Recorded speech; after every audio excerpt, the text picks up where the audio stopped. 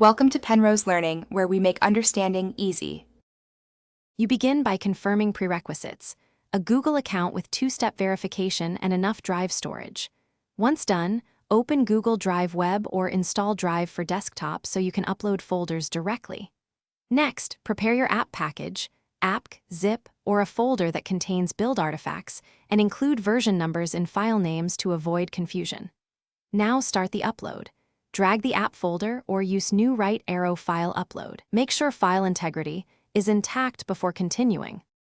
Once your files are queued, monitor the upload progress and prioritize preserving directory structure by uploading the whole folder. After upload, configure sharing settings.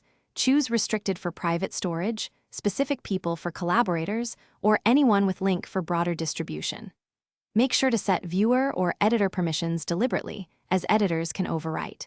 If you want automated backups or local sync, enable Drive for desktop. That way changes sync both ways, and you maintain a reliable copy of the app and its version history. To finalize, verify the upload by checking file size or using a checksum so you know the Drive copy matches the original. Once confirmed, label the release inside Drive or use comments to note version details. Version history lets you restore previous builds if needed.